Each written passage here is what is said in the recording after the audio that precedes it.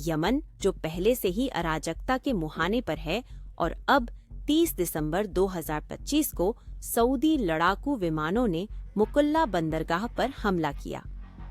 UAE समर्थित दक्षिणी संक्रमणकालीन परिषद (एसटीसी) के लिए कथित तौर पर हथियार और बख्तरबंद वाहन ले जा रहे 2 जहाजों को निशाना बनाया गया। नागरिकों को चेतावनी दी गई थी। गठबंधन इसे एक सीमित अभियान अनाधिकृत हथियारों को रोकने का एक उपाय बताता है, लेकिन जमीन पर ये कुछ बहुत बड़ा लग रहा है। यह हमला सिर्फ जहाजों या हथियारों का नहीं है, यह सऊदी अरब और यूएई के बीच गहरी खाई उजागर करता है। वे 2 देश जो हूथियों के खिलाफ साथ लड़े थे, अब यमन पर नियंत्रण को लेकर झगड़ रहे हैं। सऊदी अरब एसटीसी को राष्ट्रीय सुरक्षा के लिए खतरा मानता है और मांग की है कि यूएई सेनाएं 24 घंटे के भीतर हट जाएं। जवाब में एसटीसी ने आपातकाल की घोषणा की और 72 घंटे के लिए मुकल्ला की घेराबंदी कर दी, जिससे बंदरगाह का संचालन रुक गया। इसे समझने के लिए आपको एसटीसी को जानना होगा। 2017 में स्थापित यह यूएई समर्थित अलगाववादी आंदोलन है, जिसे दक्षिण नियंत्रित करने के लिए प्रशिक्षित और सशस्त्र किया गया है।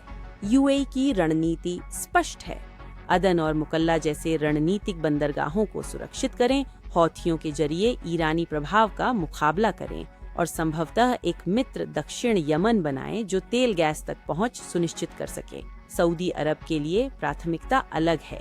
वे प्रेसिडेंसी लीडरशिप काउंसिल के तहत एकजुट यमन चाहते हैं। एसटीसी की अलगाववादी महत्वाकांक्षाएं, यमन की एकता और सऊदी सीमा सुरक्षा के लिए खतरा। एसटीसी जोर लगा रहा है। 2025 लाभ का वर्ष रहा है। दिसंबर की शुरुआत में उन्होंने हद्रामौत, सियून शहर और उसके तेल ठिकानों पर कब्जा कर लिया। दिसंबर के मध्य में वे महारा में घुस गए, जिससे तस्करी के रास्ते बाधित हुए। दिसंबर के अंत तक उन्होंने अबयान और अन्य प्रांतों पर कब्जा कर लिया। यमन का लगभग आधा हिस्सा, जिसमें 80% तेल भंडार शामिल हैं, अब एसटीसी के नियंत्रण में है। सऊदी ने हवाई हमलों और सीमा पर 15,000 सैनिकों के साथ जवाब दिया। अब ये सिर्फ स्थानीय लड़ाई नहीं है, ये गठबंधन में तनाव, सत्ता संघर्ष और गृह युद्ध बढ़ने की चेतावनी है। यह क्यों अहम है? क्योंकि यह सिर्फ सैन्य हमले या तेल नहीं है, ये इतिहास, शिकायतें और पहचान है। एसटीसी दक्षिणी आत्मनिर्णय के लिए लड़ने का दावा करता है। 1990 के एकीकरण और 1984 के गृह युद्ध का हवाला देते हुए, जब दक्षिणी यमन को उपेक्षित महसूस हुआ, और अब यूएई के समर्थन से वे स्वतंत्रता की घोषणा के करीब हैं। सियून में विरोध प्रदर्शन एक दक्षिणी राज्य की मांगों को दोहरा रहे हैं। सऊदी अरब वापसी की मांग कर रहा है, यूएई के सौदे रद्द कर रहा है और एक एकीकृत यमन को बचाने की कोशिश में है।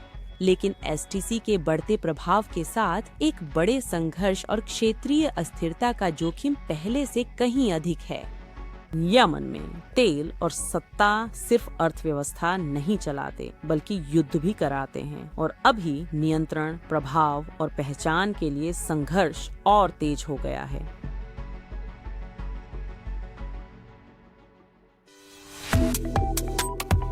वन इंडिया सब्सक्राइब करें, अपडेट पाएं। वन इंडिया ऐप अभी लें।